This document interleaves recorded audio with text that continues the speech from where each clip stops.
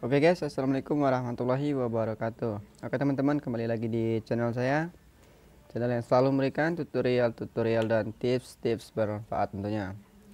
Oke, kali ini kita akan membahas tentang perkam atau yang disebut dengan peraturan kampung. Jadi di beberapa waktu hari yang lalu sudah ada perubahan perkam untuk peraturan-peraturan yang ada di kampung. Misalnya seperti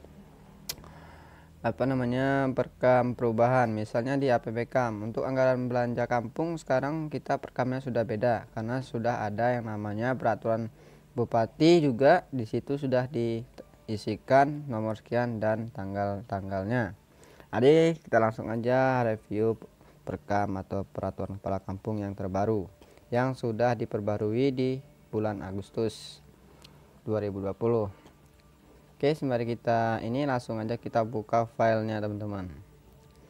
Jadi untuk perkam yang lama sudah tidak dipakai karena sudah ada konsideran terbaru atau nomor-nomor peraturan yang sudah diperbarui.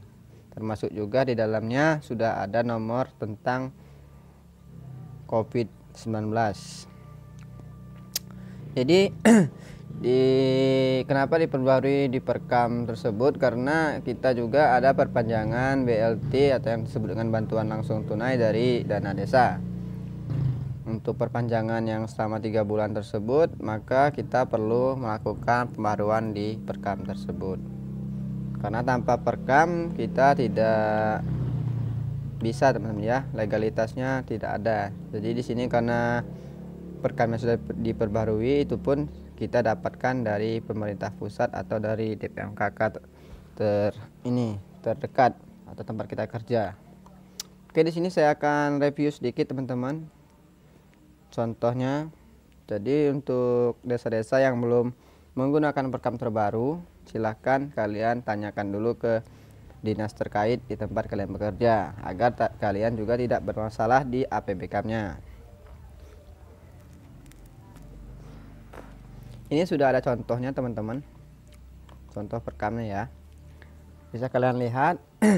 Seperti inilah bentuknya. Yang pasti ini nomor ini pasti akan kalian rubah. Ini akan kalian rubah sesuai nomor perkam kalian yang terbaru. Untuk itu di sini kepala kampung Kabupaten Dalam, kecamatan, lalu kabupaten, peraturan kampung Kabupaten Dalam, misalnya kampung apa, kampung kalian, nomor berapa yang terbaru ya, yang pastinya. Dan apa sih yang dibahas di dalam perkam tersebut, misalnya perubahan kedua atas perkam nomor 5. Jadi APBKM kalian yang lama tetap ditulis di sini nomornya, tetapi nomor barunya di bagian sebelah atas.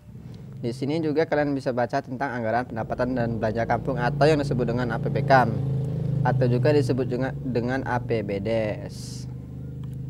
Tapi karena tempat saya kampung bukan desa, jadi di sini namanya APBKM. Kalau yang namanya desa dia APBDes. Oke, seperti ini teman-teman. Bagian menimbangnya bisa kalian baca. Oke. Nah, di bagian poin B dia sudah ada, kalian bisa lihat bahwa penyebaran coronavirus disease 2019 atau COVID-19 ya.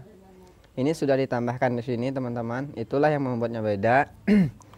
Terus di poin C juga sudah ada World Health atau WHO ya.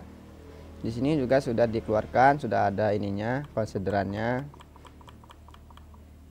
Tetapi kalian harus tahu juga ini harus disesuaikan dengan daerah kalian teman-teman, formatnya.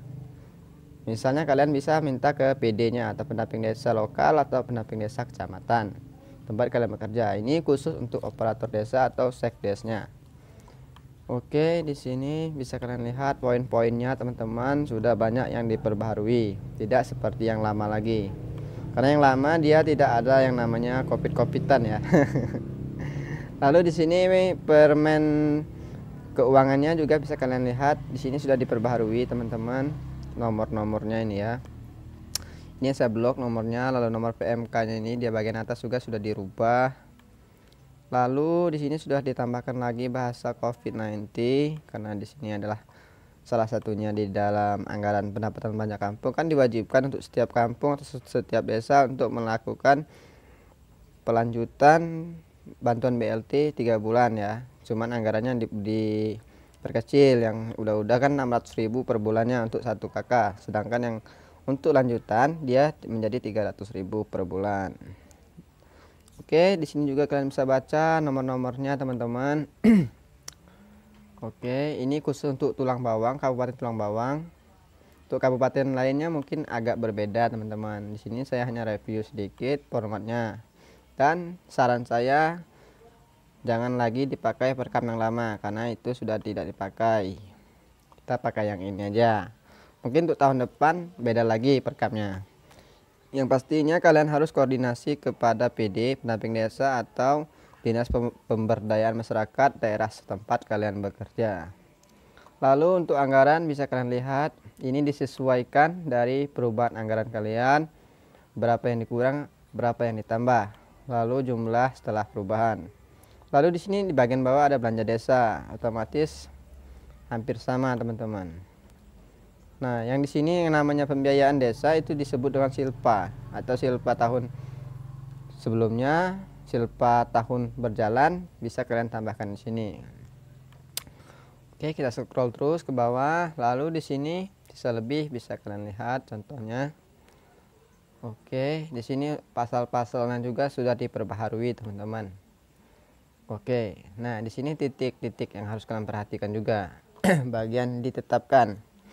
Di bagian ditetapkan ini kalian sesuaikan dengan tanggal atau yang disebut dengan waktu kalian rapat musyawarah kampungnya, waktu penetapan APBK perubahan atau perencanaan, itu harus disesuaikan di perkamnya, disamakan paling tidak teman-teman. Tidak mungkin kita membuat perkam sebelum kita lakukan rapat musyawarah.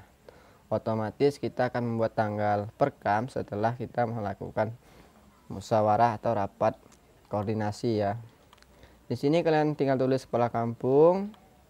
Nah, di bagian di sini juga kalian harus perhatikan diundangkan.